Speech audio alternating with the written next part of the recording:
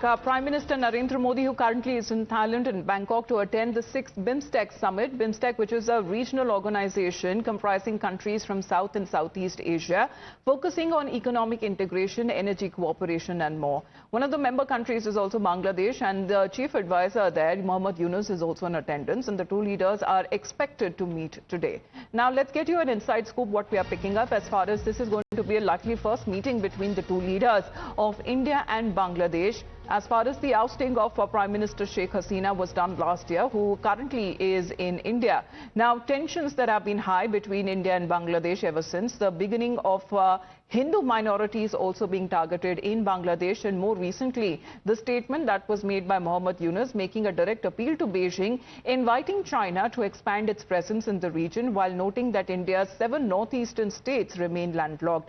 Diplomatic relations have also been largely strained and non-existent between the two countries. Srinjoy connected with us. Srinjoy, good morning. How do we understand the meeting between the two? And last evening's dinner table, both leaders were seen seated together. Yes, they were seated together and they were looking straight ahead.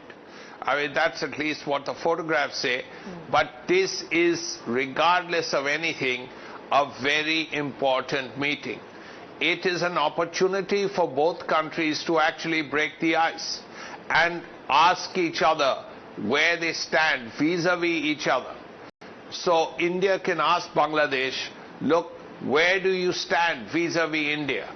You have India on 3 sides and you have the Bay of Bengal on the 4th. Now, you say that, as you rightly said, that yes, India has 7 landlocked states. Why would you say such a thing? That's the question that India would ask. The second thing that India would want to know is the status of minorities in Bangladesh, the Hindus, the Christians, and all the others, the Buddhists, because there have been attacks on them, and these have not gone down well in India.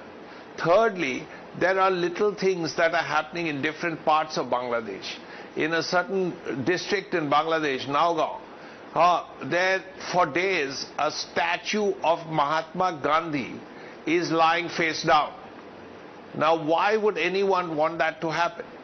And is this a message to India? In some ways, not the fact that the statue was torn down, that too, but the fact that the authorities haven't done anything about it.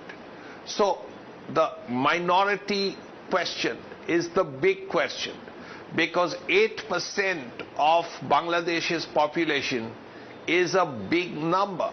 It's 8% of 170 million people.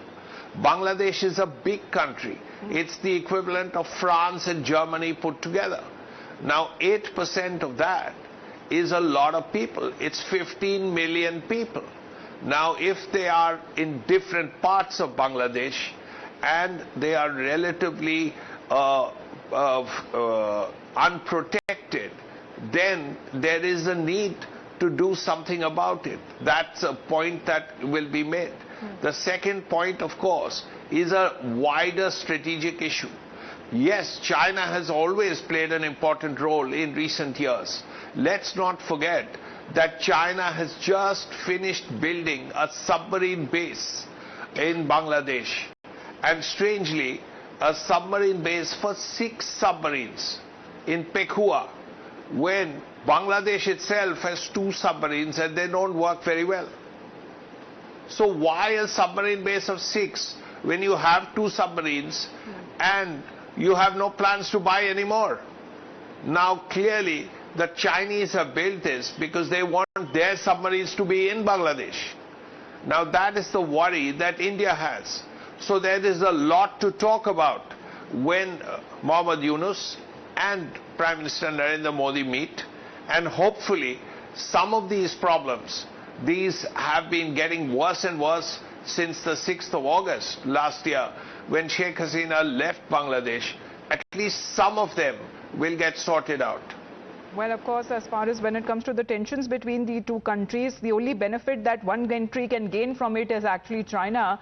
However, when it comes to the closeness between Bangladesh and China would be a concern for India. But today's pictures that are now coming in of the engagements there, and latest update that is also coming in, that the Prime Minister also held a meeting with the Senior General of the Republic of the Union of Myanmar as well.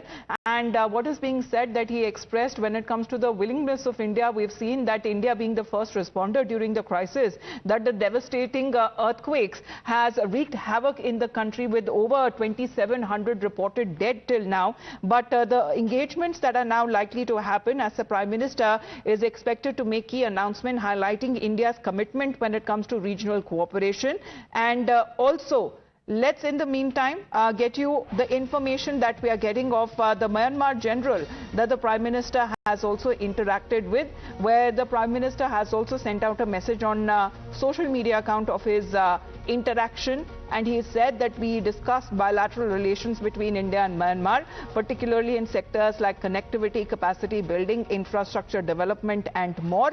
And the Prime Minister has also expressed condolences on the loss of lives and the damage of property in the wake of the recent earthquake, and also saying that India is doing whatever is possible to assist our sisters and brothers in Myanmar in the critical time. So here is the Prime Minister's engagements for today. As far as the Prime Minister, who currently is in Thailand, in Bangkok, and he's held his first meeting with the Myanmar leader and with the Senior General of Republic of the Union of Myanmar over the devastating earthquakes. Remains to be seen later in the day with more engagements that are now lined up with the Prime Minister. The first meeting between the leaders of Bangladesh and India are expected to happen soon.